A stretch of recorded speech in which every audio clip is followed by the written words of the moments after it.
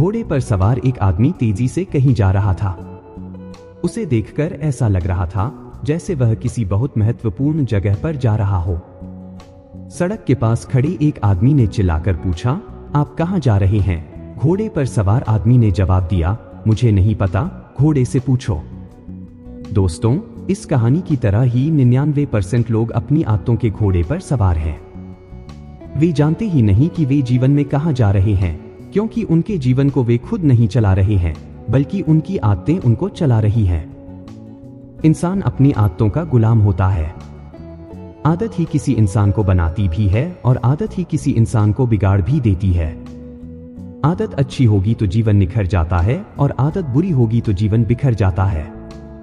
इसलिए दोस्तों, आज हम ऐसी 7 आदतें सीखेंगे जिन्हें विश्व के हर महान, दौलतमंद और सर्वश्रेष्ठ लोगों ने अपनाया है और अपने जीवन को सर्वश्रेष्ठ बनाया है।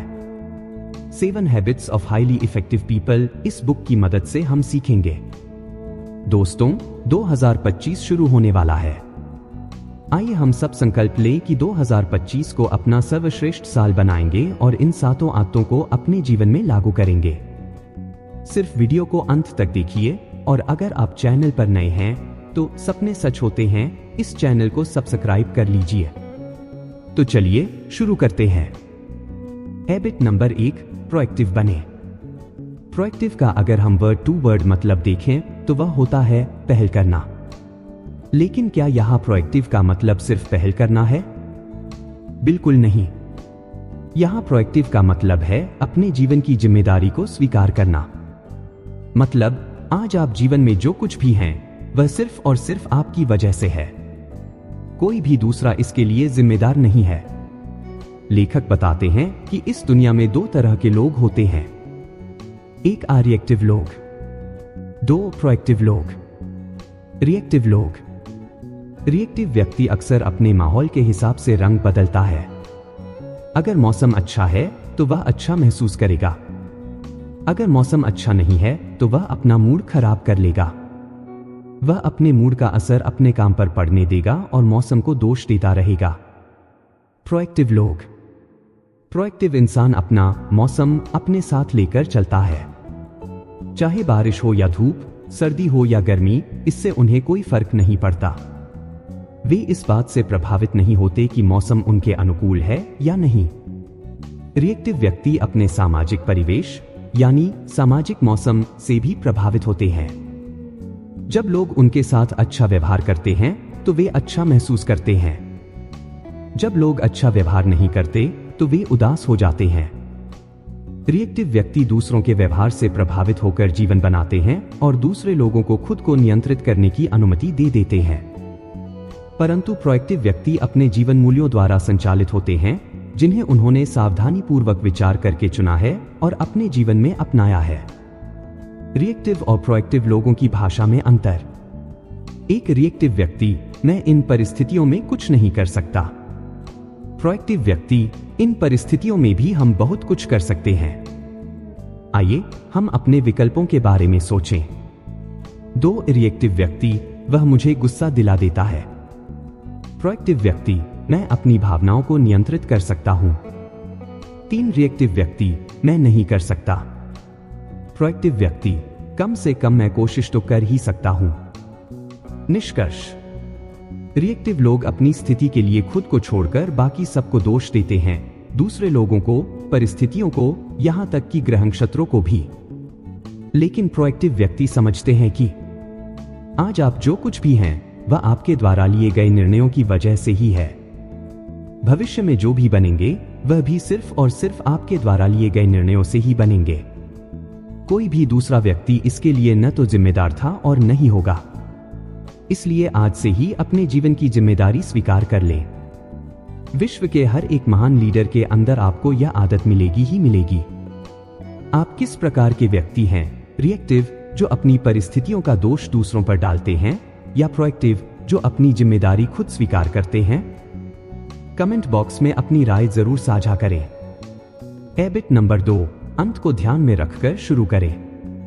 कुछ मजदूर जंगल में औजार से टहनियां काटकर अपना रास्ता बना रहे थे। वे झंकार करके रास्ता साफ कर रहे थे और काफी आगे तक पहुंच चुके थे। कुछ देर बाद लीडर आता है, सबसे ऊंचे वृक्ष पर चढ़ता है, पूरी स्थिति का सर्वेक्षण करता है और जोर से चिल्लाता है, हम गलत जंगल में हैं। मतलब अब तक की सारी मेहनत बर्बाद। हमारी दूसरी आदत इसी के बारे में है। अंत को ध्यान में रखकर शुरू करने का क्या अर्थ है? इसका मतलब है अपनी मंजिल को अच्छी तरह समझकर यात्रा शुरू करना। इसका अर्थ यह समझना है कि आप कहां जा रहे हैं, ताकि आप बेहतर ढंग से यह जान सकें कि आप वर्तमान में कहां हैं। इससे आपके भविष्य के कदम हमेशा सही दिशा में होंगे। इसका मतलब है कि अपने जीवन का प्रमुख लक्ष्य तय करना और उस लक्ष्य को पाने के लिए जो रास्ता आपने चुना है, उसकी समय समय पर जांच करते रहना। यह देखना जरूरी है कि आप अभी भी सही रास्ते पर हैं या नहीं। अगर आप रास्ता भटक जाएंगे तो मंजिल को तो भूल ही जाइए। यह बहुत आसानी से हो सकता है कि सफलता की सीढ़ी पर चढ़ने के लिए आप कड़ी मेहनत करते जाएं और अंत में आपको पता चले कि आपकी सीढ़ी गलत दीवार पर टिकी हुई थी। अंत को ध्यान में रखकर शुरू करें। यह सिद्धांत इस पर आधारित है कि सभी चीजें दो बार बनती हैं, पहले दिमाग में और उसके बाद हकीकत में। उदाहरण, जब आप कोई मकान बनाते हैं तो पहली कील को हथौड़े से ठोकने से पहले ही आप मकान की योजना पूरे विस्तार से बनाते हैं। आप यह स्पष्टता से देखने की कोशिश करते हैं कि आप किस तरह का घर चाहते हैं। अगर आप परिवार केंद्रित घर चाहते हैं तो आप एक बैठक रूम या हॉल की योजना बनाते हैं, जहां परिवार के सब लोग सहजता से एक साथ बैठ सकें। आप सरकने वाले दरवाजों और बाहर के आंगन की योजना बनाते हैं, जहां बच्चे खेल सके। आप बहुत मेहनत से सोचते हैं। जब तक आप अपने मन में यह स्पष्ट रूप से नहीं देख लेते कि आप क्या बनाना चाहते हैं, तब तक आप योजना बनाते रहते हैं। फिर आप आर्किटेक्ट से इसका ब्लूप्रिंट बनाते हैं और तब जाकर निर्माण शुरू करते हैं। कारपेंटर का नियम, 2 बार नापो और 1 बार काटो। मतलब काटने से पहले यह सुनिश्चित कर लें कि आपने सही माप लिया है या नहीं। अगर ऐसा नहीं किया तो आपको पछताना पड़ सकता है। आप यह पक्का करते हैं कि पहली रचना यानी ब्लूप्रिंट सचमुच वही है जो आप चाहते हैं। हर दिन निर्माण स्थल पर जाकर आप ब्लूप्रिंट निकाल कर देखते हैं कि उस दिन क्या बनाना है। आप अंत को ध्यान में रखकर ही शुरुआत करते हैं। अन्य उदाहरण, एक किसी हिल स्टेशन की यात्रा पर जाने से पहले आप अपनी मंजिल तय करते हैं और सर्वोत्तम मार्ग से यात्रा करने की योजना बनाते हैं। 2 बगीचा लगाने से पहले आप उसकी योजना बनाते हैं। 3 भाषण देने से पहले आप उसे कागज पर लिखते हैं। 4 आंगन में लैंडस्केप करने से पहले आप उसकी कल्पना करते हैं। 5 सुई में धागा डालने से पहले ही आप उन कपड़ों की डिजाइन बनाते हैं जिन्हें आप सिलना चाहते हैं। निष्कर्ष, हमेशा अंत को ध्यान में रखकर ही शुरुआत करना अच्छा होता है। हर इंसान जो दुनिया में महान बना है, उसने इस आदत को अपनाया है। अब अगली बारी आपकी है। याद रखें, आपकी प्रभावशीलता इस बात पर निर्भर नहीं करती कि आप कितने प्रयास करते हैं, बल्कि इस पर निर्भर करती है कि आपके प्रयास सही दिशा में हो रहे हैं या नहीं। क्या आप हमेशा अपने लक्ष्य को ध्यान में रखकर शुरुआत करते हैं या कभी-कभी बिना योजना के ही आगे बढ़ जाते हैं? कमेंट बॉक्स में अपनी राय जरूर बताएं। अगर आपको यह जानकारी उपयोगी लगी हो तो वीडियो को लाइक करें और चैनल को सब्सक्राइब करना न भूलें।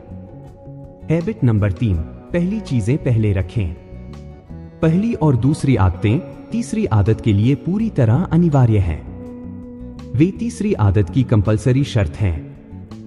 लेखक बताते हैं कि मेरे प्रिय निबंधों में से एक है the common denominator of success, जिसका अर्थ है सफलता का सामान्य सूचक।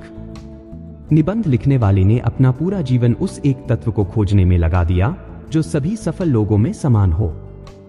उन्होंने पाया कि वह सूचक न कड़ी मेहनत थी, न अच्छी किस्मत और न ही कुशल मानवीय संबंध। हालांकि सफलता पाने में ये सभी महत्वपूर्ण हैं। तो फिर वह तत्व क्या था जिसे उन्होंने सबसे ऊपर रखा? वह था पहली चीजों को पहले स्थान पर रखना, यानी प्राथमिकताएं तय करना। उनका निष्कर्ष था कि सफल व्यक्तियों में वह काम करने की आदत होती है जिन्हें करना असफल व्यक्ति पसंद नहीं करते। यह जरूरी नहीं है कि सफल लोगों को भी वह काम करना पसंद हो, लेकिन वे फिर भी उस काम को करते हैं। एक प्रेरणादायक घटना। लेखक बताते हैं कि कुछ समय पहले मेरी पत्नी को एक सामुदायिक समिति की अध्यक्ष के रूप में काम करने का आमंत्रण मिला। उसके पास पहले से ही बहुत से महत्वपूर्ण काम थे, इसलिए वह इस नए काम को नहीं करना चाहती थी। बहरहाल उसने इसे करने का दबाव महसूस किया और अंततः सहमत हो गई। फिर उसने अपनी एक प्रिय सहेली को फोन किया और पूछा कि क्या वह भी इस समिति में काम करेगी। सहेली ने उसकी बातें सुनने के बाद कहा, सैंड्रा, यह बहुत बढ़िया और सचमुच प्रशंसनीय काम लग रहा है। मैं सचमुच कृतज्ञ हूं कि आपने मुझे इससे जुड़ने का आमंत्रण दिया। मैं इससे गौरवान्वित हूं, परंतु कई कारणों से मैं इसमें भाग नहीं ले पाऊंगी। बहरहाल मैं आपके इस आमंत्रण के लिए कृतज्ञ हूं। सैंड्रा सुखद नहीं के अलावा हर तरह की प्रतिक्रिया के लिए तैयार थी। वह मेरी तरफ मुड़ी और आह भरते हुए बोली, काश मैंने भी ऐसा ही कहा होता। सीख। इस घटना से आप क्या सीख सकते हैं? आपको यह फैसला करना होगा कि आपकी सर्वोच्च प्राथमिकताएं क्या हैं। साथ ही आप में बाकी सभी चीजों को अच्छे तरीके से मुस्कुराते हुए बिना क्षमा मांगे नहीं कहने का साहस होना चाहिए। महत्वपूर्ण प्राथमिकताओं को हाँ कहने के लिए आपको बाकी गतिविधियों को ना कहना सीखना होगा। करना क्या है? एक दिन की शुरुआत में ही एक लिस्ट बना लें कि आज कौन कौन से काम करने हैं। फिर देखें कि इनमें से सबसे अत्यावश्यक काम कौन सा है। अत्यावश्यक काम वे होते हैं जो इंपॉर्टेंट, महत्वपूर्ण भी हैं और अर्जेंट, तत्काल भी। 3 इसके बाद ऐसे काम आएंगे जो इंपॉर्टेंट तो हैं लेकिन अर्जेंट नहीं। इन्हें नंबर 2 पर रखें। 4 इसी तरह अपनी लिस्ट तैयार करें और सारे कामों को प्राथमिकता के आधार पर निपटाएं। 5 अंत में ऐसे काम आते हैं जो न तो अत्यावश्यक हैं और न ही महत्वपूर्ण, जैसे फोन की घंटी बजना। ऐसे कामों को ऑफिस आवर में करना या अवॉइड करना सीखें। निष्कर्ष, अपने कामों को प्रायोरिटी के आधार पर व्यवस्थित करें और उस पर अमल करें। हैबिट नंबर 4, विन विन सोचें। लेखक कहते हैं कि मानवीय व्यवहार के 6 पैराडाइम होते हैं। 1 जीत जीत, 2 जीत हार, 3 हार जीत, 4 हार हार, 5 जीत, 6 जीत जीत या कोई संबंध नहीं। अब हम कुछ पैराडाइम को डिटेल में समझते हैं। 1 जीत जीत। अधिकांश लोगों में दोनों में से एक सोचने की प्रवृत्ति होती है। शक्तिशाली या कमजोर, हार्ड बॉल या सॉफ्ट बॉल, जीत या हार। लेकिन इस तरह की सोच दोषपूर्ण है। यह सिद्धांत के बजाय शक्ति और पद पर आधारित है। जीत जीत सिद्धांत इस पैराडाइम पर आधारित है कि सभी के लिए बहुत कुछ है। एक व्यक्ति की सफलता का अर्थ दूसरे की असफलता नहीं है। सफलता दूसरों की कीमत पर या उन्हें सफलता के दायरे से बाहर रखकर प्राप्त नहीं की जाती। जीत जीत समाधान होने पर सभी पक्ष निर्णय के बारे में अच्छा महसूस करते हैं। सभी कार्य के प्रति निष्ठावान होते हैं। जीत जीत जीवन को कंपटीशन के रूप में नहीं बल्कि कोलैबोरेशन के रूप में देखती है। नंबर 2, जीत हार। यह कहता है अगर मैं जीतता हूं तो आप हारते हैं। जीत हार तानाशाही की लीडरशिप शैली है। मैं जीत जाऊंगा, आप हार जाएंगे। ज्यादातर लोगों को जन्म से ही जीत हार की मानसिकता में गहराई से प्रोग्राम किया जाता है। यह काम करने वाली पहली और सबसे महत्वपूर्ण शक्ति परिवार है। जब एक बच्चे की दूसरे से तुलना की जाती है, जब धैर्य, समझ या प्रेम इस तुलना के आधार पर दिया या छीना जाता है, तो लोग जीत हार की सोच अपना लेते हैं। नंबर 3, हार जीत। कुछ लोगों की प्रोग्रामिंग हार जीत की होती है। मैं हार जाता हूं, आप जीत जाएं। आगे निकल जाइए। मेरे साथ मनचाहा सलूक कीजिए। मुझ पर पैर रखकर चढ़ जाइए। सब यही करते हैं। मैं हारने वाला हूं, मैं हमेशा हारता रहता हूं। मैं शांति चाहता हूं। शांति बनाए रखने के लिए मैं कुछ भी करने को तैयार हूं। हार जीत तो जीत हार से भी बुरी है, क्योंकि इसके कोई रूल नहीं है, ना कोई डिमांड, ना कोई अपेक्षा, ना ही भविष्य दृष्टि।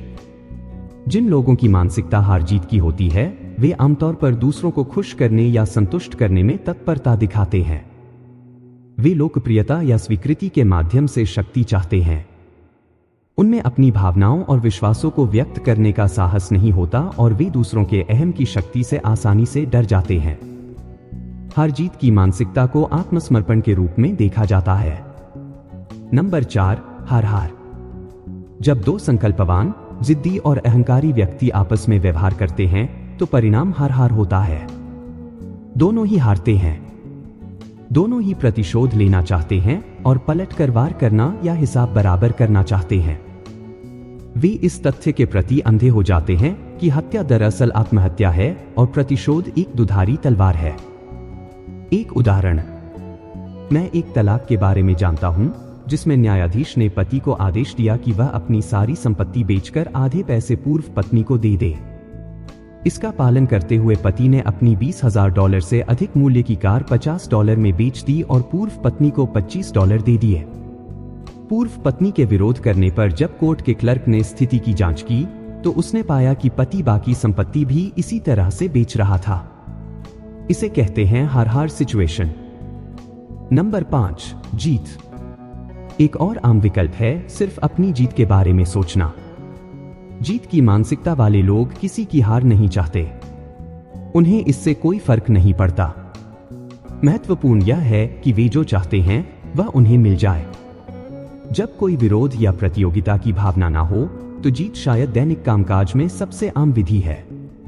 जीत की मानसिकता वाला व्यक्ति अपने हितों को सुरक्षित रखने के संदर्भ में सोचता है और दूसरों के हितों को सुरक्षित रखने का काम उन्हीं पर छोड़ देता है। सवाल, कौन सा विकल्प सर्वोत्तम है? इनमें सबसे प्रभावकारी विकल्प कौन सा है?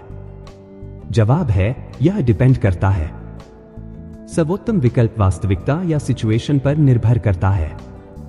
परंतु लेखक कहते हैं कि अधिकांश स्थितियां परस्पर निर्भर वास्तविकता का हिस्सा होती हैं और उनमें इन 5 विकल्पों के बजाय जीत जीत ही एकमात्र सच्चा व्यावहारिक विकल्प है। निष्कर्ष, आपको जहां तक संभव हो जीत जीत या विन विन विकल्प के बारे में सोचना चाहिए। दुनिया के हर महान इंसान ने इस आदत को अपनाया है। क्या आप अपने जीवन में हर स्थिति को जीत जीत, विन विन समाधान की तरह देखने की कोशिश करते हैं? कमेंट बॉक्स में अपनी राय जरूर बताएं। अगर आपको यह जानकारी पसंद आई हो तो वीडियो को लाइक करें और चैनल को सब्सक्राइब करना न भूलें। हैबिट नंबर 5, पहले समझने की कोशिश करें फिर समझे जाने की। मान लीजिए आपको अपनी आंखों में कोई परेशानी हो रही है और आप मदद के लिए आंखों के डॉक्टर के पास जाते हैं। थोड़ी देर तक आपकी तकलीफ सुनने के बाद वह अपना चश्मा उतारकर आपके हाथ में थमा देता है। वह कहता है, इसे पहन लीजिए। मैं यह चश्मा 10 साल से लगा रहा हूं और इससे मुझे सचमुच फायदा हुआ। मेरे पास घर पर ऐसा ही एक और चश्मा है। आप इस चश्मे को ले जा सकते हैं। आप चश्मा पहन लेते हैं परंतु इससे समस्या और गंभीर हो जाती है। आप चिल्लाकर कहते हैं, यह तो भयानक है, मुझे तो कोई चीज दिखाई ही नहीं दे रही है। वह पूछता है, आपके साथ क्या गड़बड़ है? इससे तो मुझे बहुत फायदा होता है। थोड़ी मेहनत से कोशिश करें। आप जोर देकर कहते हैं, मैं कोशिश कर रहा हूं परंतु हर चीज धुंधली नजर आ रही है। आपको क्या हो गया है? वह आपको झिड़क देता है। अब आपके लिए सवाल है, अगली बार जब आपको मदद की जरूरत होगी तो इस बात की कितनी संभावना है कि आप आंखों के उसी डॉक्टर के पास जाएंगे? मैं अनुमान लगा सकता हूं कि इस बात की ज्यादा संभावना नहीं होगी। आप किसी ऐसे डॉक्टर पर ज्यादा विश्वास नहीं करेंगे जो समाधान सुझाने से पहले समस्या को ठीक से न पहचाने। परंतु लोगों से बात करते समय समाधान सुझाने से पहले हम समस्या को कितनी बार पहचानते हैं? लेखक कहते हैं, अगर मुझे एक वाक्य में वह सबसे महत्वपूर्ण एकमात्र सिद्धांत लिखना हो जो मैंने आपसी संबंधों के क्षेत्र में सीखा है तो वह सिद्धांत यह होगा, पहले समझने की कोशिश करें फिर समझे जाने की। यह सिद्धांत प्रभावकारी कम्युनिकेशन की कुंजी है। अगर आप अपने जीवन साथी, अपने बच्चे, अपने पड़ोसी, अपने बॉस, अपने सहकर्मी या अपने मित्र के साथ प्रभावकारी तरीके से चर्चा करना चाहते हैं, उन्हें प्रभावित करना चाहते हैं, तो सबसे पहले आपको उन्हें समझना होगा। हम आमतौर पर यह चाहते हैं कि हमें पहले समझा जाए। ज्यादातर लोग समझने के इरादे से नहीं सुनते हैं, बल्कि वे जवाब देने के इरादे से सुनते हैं। वे या तो बोल रहे होते हैं या बोलने की तैयारी कर रहे होते हैं। वे हर चीज को अपने खुद के अनुभव से फिल्टर करते हैं और दूसरों के जीवन में अपनी आत्मकथा पढ़ते हैं। एक अच्छा इंजीनियर पुल का नक्शा बनाने से पहले काम कर रही शक्तियों और दबावों को समझेगा। एक अच्छा शिक्षक पढ़ाने से पहले कक्षा का मूल्यांकन करेगा। एक अच्छा विद्यार्थी अमल करने से पहले समझेगा। एक अच्छा अभिभावक मूल्यांकन करने या निर्णय लेने से पहले समझेगा। अच्छे निर्णय की कुंजी समझना है। अगर कोई व्यक्ति पहले ही निर्णय ले लेता है तो वह कभी पूरी तरह नहीं समझ पाएगा। पहले समझने की कोशिश करना एक ऐसा सिद्धांत है जिसकी सच्चाई जीवन के सभी क्षेत्रों में स्पष्ट दिखाई देती है।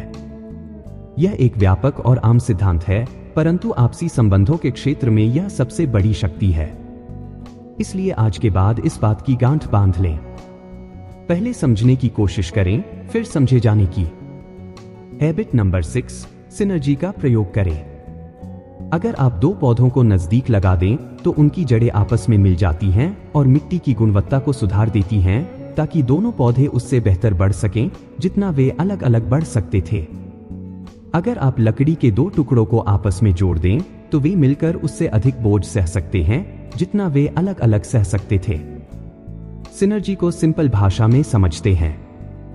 कोई भी अकेला इंसान सारे काम नहीं कर सकता। अगर उसे बहुत बड़ा साम्राज्य बनाना है तो उसे वहां तक पहुंचने के लिए बहुत से ऐसे लोगों की मदद लेनी पड़ेगी जो किसी विशेष चीज में एक्सपर्ट हैं। उदाहरण, किसी कंपनी में प्रोडक्ट की मैन्युफैक्चरिंग के लिए अलग एक्सपर्ट्स की टीम होती है। मार्केटिंग के लिए अलग एक्सपर्ट्स की टीम होती है। सेल्स के लिए अलग टीम होती है। जब हम अलग अलग फील्ड के एक्सपर्ट लोगों को एक साथ लाकर किसी एक ही मकसद को पूरा करने के लिए इस्तेमाल करते हैं तो वे एक ऐसी शक्ति बन जाते हैं जो किसी को भी झुका सकती है।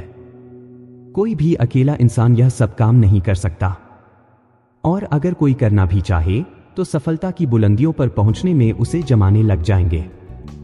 जब सिनर्जी को सही तरह से समझ लिया जाए तो यह जीवन की सर्वोच्च शक्ति बन जाती है। सिनर्जी लीडरशिप की सबसे बड़ी क्वालिटी है। यह लोगों के अंदर की महानतम शक्तियों को प्रेरित करती है, एकात्मक बनाती है और मुक्त करती है।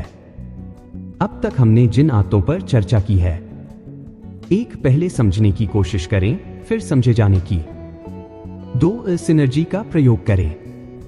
वे सब हमें सिनर्जी के चमत्कार की रचना करने के लिए तैयार करती हैं। तो आदत नंबर 6 है, सिनर्जी का प्रयोग करें। आदत नंबर 7, आरी की धार तेज करें।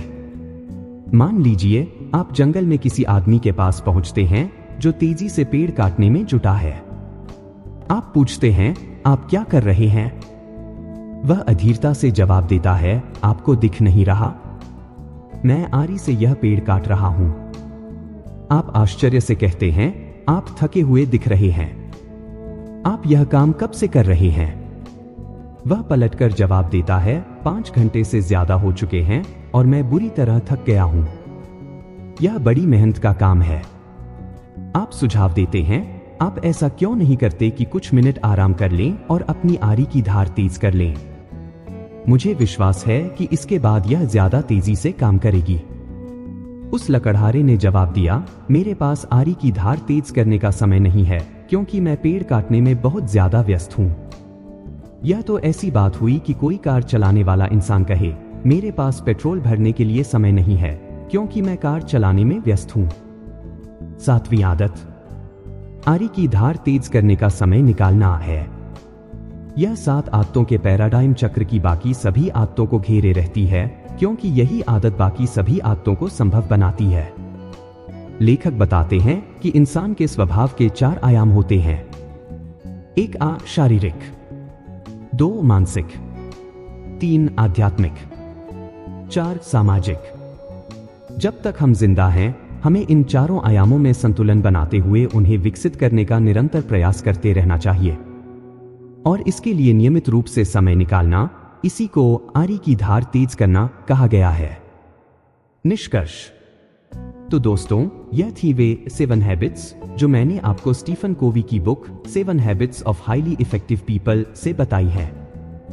अगर आप इस बुक को खरीदना चाहते हैं तो हिंदी और इंग्लिश दोनों बुक्स की लिंक डिस्क्रिप्शन में मिल जाएगी। ऐसे ही और भी लाइफ चेंजिंग बुक समरीज के लिए हमारे चैनल की प्लेलिस्ट जरूर चेक करें। दोस्तों, मुझे उम्मीद है कि यह वीडियो आपको पसंद आया होगा। आपको यह वीडियो कैसा लगा कमेंट सेक्शन में जरूर बताना। अगर आपको इस वीडियो से कुछ वैल्यू मिली हो तो इसे लाइक कर देना और चैनल पर नए हो तो कोच विकास राज चैनल को सब्सक्राइब जरूर कर लेना, क्योंकि ऐसे ही बुक समरीज आपको मिलती। वीडियो को शेयर करना न भूलें। धन्यवाद।